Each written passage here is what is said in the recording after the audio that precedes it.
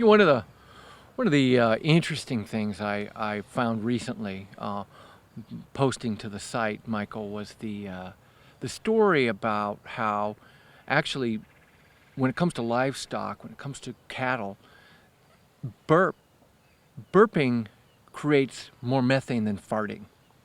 Burping creates more methane than farting, and so they're trying to create a grain that is more likely to be farted than burped to cut down on methane. And we could probably have that too. We wouldn't want to burp any more than we needed to. That is correct. I mean, aren't we? Well, we're very similar to cattle, aren't we? They are ruminants. They have several stomachs. Ruminants. That's right. Yeah, so that wouldn't probably work for humans. What's up with all those stomachs anyway? I mean, what's the point of that? They got some spares, some extras. Some spare stomachs. Yeah. Well, I mean, what do you think? Will science be able to pull us out of this fix? Science has tried, Mm-hmm. and science might make some difference. Part of the problem, for me at least, the way I see it, is that there's so many different problems happening simultaneously that we can't really predict very effectively what is going to be happening next and what will be the worst thing. And we can't really genetically modify ourselves.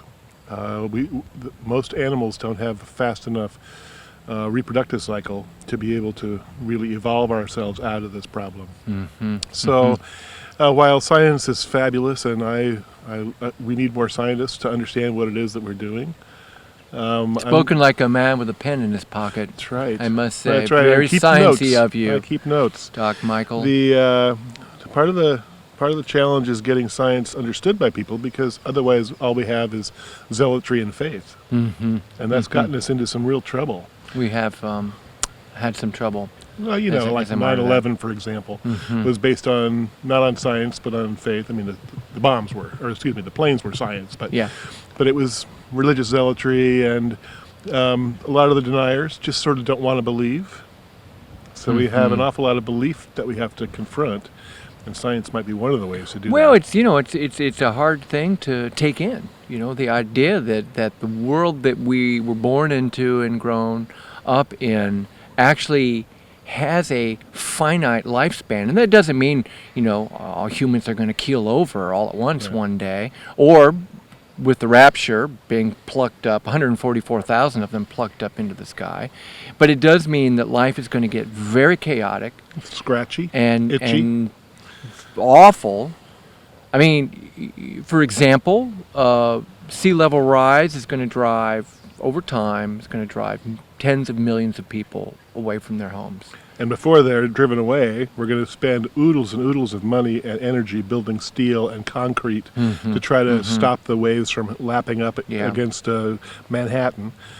And that sort of creates, that's part of the problem, is the degree of systems that are involved. That it's not one thing, it's not cause and effect, it's a whole lot of causes causing all sorts of effects, and that the systems cause part of the problem. And then that's the problem ultimately with the question that I asked about science being able to, the idea of geoengineering, being able to work on systems large enough to confront the giant systems at play. Right, well, there's this really interesting article I read recently that we posted about geoengineering schemes, and they said all we have to do is put 62 billion pounds of sparkly nanobots in the atmosphere. That's the name of my rock band. Sparkly nanobots. Sparkly nanobots. And that would reflect enough light away.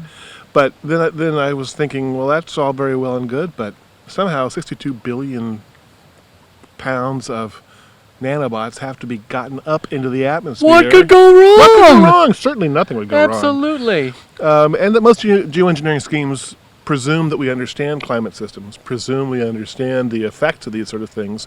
And so, would Russia take kindly if something that we did to help our climate in the U.S. just happened to ruin their wheat crops? And Dang, man. China might get a little testy. We're going to all have to get on the same page. That's the hard part. I'm fond of thinking that 12-12-12 date, the December 12th, 2012. Right. Many cultural calendars across time have signaled that as the end of times or whatever. I think it's actually the awakening. I think more people will get it, the peril that we're in, than don't get it, or that want to deny it. Right. And that somehow through the awakening of all these people understanding what we're up against, that we can somehow, get together and think of nature first. Well, if we get together, then we can do it. But if we wait for the politicians to do it, it's not going to happen. If we wait for business to do it, it's not going to happen, because next quarter's profits are what's driving an awful lot of decisions. Sure. Well, actually, I find that businesses understand this and are leading more than most politicians. That's true. Yeah. At least here in America. Right. There's some really smart people who are trying to find ways to make, like the cradle-to-cradle stuff that we've talked about at various times. Really trying to find ways to solve it, because it's not in their best interest.